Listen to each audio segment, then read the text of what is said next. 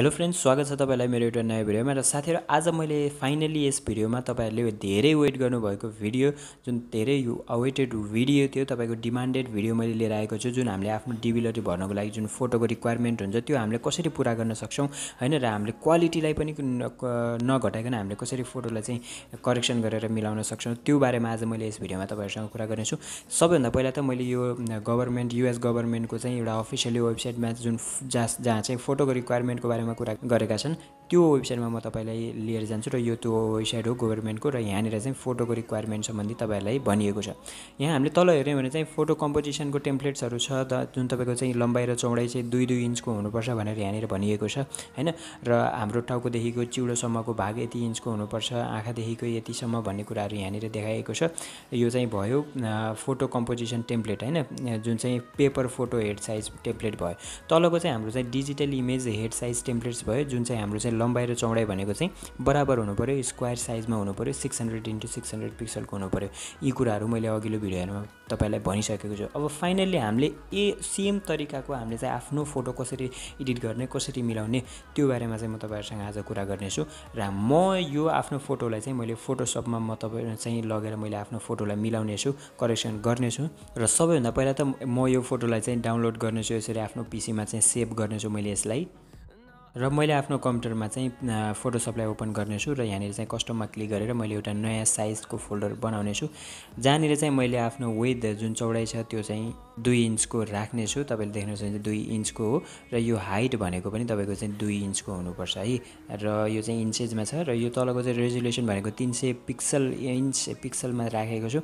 किन 300 भन्दाखेरि 300 * 2 height 600, 300 * 2 weight यानी चौडाई 600, र हाम्रो ब्याकग्राउन्ड भनेको व्हाइट हो। यसरी हामीले आफ्नो फोटोको साइज बनाउने छ र क्रिएट गर्ने छ। र तपाईले यहाँ पनि हेर्न सक्नुहुन्छ यो 600 पिक्सलको एउटा हाम्रो फोटो छ। र कन्ट्रोल ओ गरेर हामीले आफ्नो फोटो अघि डाउनलोड गरेको फोटोलाई हामीले यहाँनिर ओपन गर्ने छौं। र ओपन गरिसकेपछि यो चाहिँ त्यो साइज हो, र यसलाई मैले अघि बनाएको चाहिँ हाम्रो साइजमा लिएर जाने छु। र यही सेम साइजको फोटो म तपाईलाई चाहिँ फाइनली बनाएर देखाउने छु। र यसरी कन्ट्रोल टी गरिसकेपछि यो आउँछ र हामीले यसलाई यसरी तान्ने छौं, र तानेर हामीले यो सेम साइजको चाहिँ हामीले यो फोटोलाई बनाउने छौं है त। Turn us to thousands and we'll grow in number, fueled by them to see the horizon. Turn us to thousands. र यति भइसकेपछि अब हामी क्रसरमा जाने छौं। यहाँ यो चाहिँ क्रसर हो हैन, यसलाई हामीले कन्ट्रोल आर गर्यो भने हराउँछ, कन्ट्रोल आर गर्यो भने आउँछ। र यो क्रसरलाई माथिबाट यसरी तानेर हामीले यसरी हेड साइजमा ल्याएर राख्ने छौं। यो हाम्रो फर्स्ट क्रसर भयो, जुन चाहिँ हाम्रो टाउकोमा रहने छ। अर्को पनि यसरी नै तानेर लिएर आएर तपाईले चाहिँ आँखामा चाहिँ यसरी चाहिँ राख्नुपर्ने हुन्छ हैन। र अर्को फेरि एउटा तानेर लिएर आएर तपाईले चाहिँ यसरी चिउडोमा घाँटी भन्दा माथि यसरी राख्नुपर्ने हुन्छ। र लेफ्ट साइडबाट पनि यसरी एउटा क्रसर तानेर तपाईले चाहिँ मिडलमा राख्नुपर्ने हुन्छ। जस्तै गर्दाखेरि यो हाम्रो चाहिँ फोटोको एउटा साइज भयो हैन, जसमा चाहिँ हामीले आफ्नो फोटो राख्ने छौं यो सेम साइजमा। अब हामीले चाहिँ आफ्नो फोटो लिएर आउने छौं, जुन फोटो हामीले डीबीको लागि खिचेका छौं त्यो फोटो लिएर आउने छौं। र लिएर आइसकेपछि ओपन भइसक्यो यहाँनिर, कन्ट्रोल ओ गरेर अथवा चाहिँ फाइलबाट तपाईले चाहिँ आफ्नो फोटोलाई लिएर आउन सक्नुहुन्छ।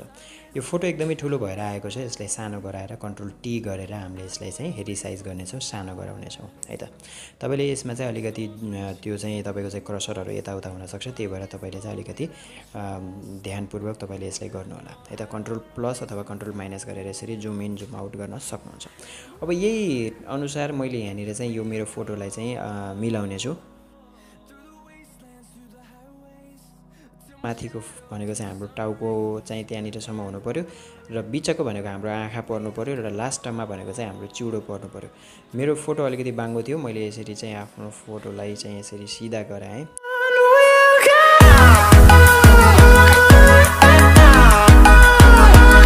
र हामीले यहाँबाट चाहिँ यो लेयरलाई इन्भिजिबल गर्ने हो भने चाहिँ यो साइजको हाम्रो बनिसकेको छ। आँखा ठिक्क साइजमा छ, र टाउकोको साइज पनि ठिक छ, र चिउडोको साइज पनि एकदम बराबर छ। यसरी हामीले हेर्न सक्छौं।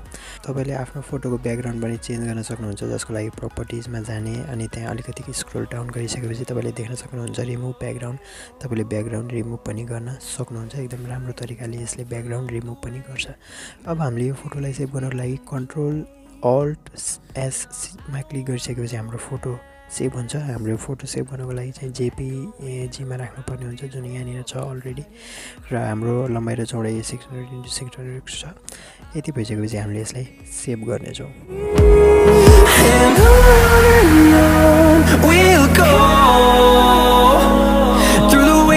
Through the highways till my shadow turns to sun rays and on यो सबैलाई क्लोज गरेर मैले यो फोटोको प्रोपर्टिजमा गएर तपाईहरुलाई सबै कुराहरु देखाउने छु। यहाँनिर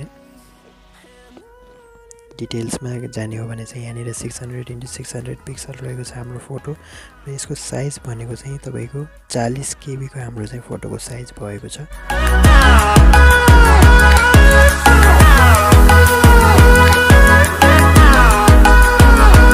फोटो हेर्न सक्नुहुन्छ एकदम क्लियर छ। यसरी साथीहरु तपाईले पनि आफ्नो फोटोहरुलाई मिलाउन सक्नुहुन्छ फोटोशपको माध्यमबाट। आशा छ भिडियो तपाईलाई मन पर्यो। भिडियो मन पर्यो भने लाइक अवश्य गर्नु होला।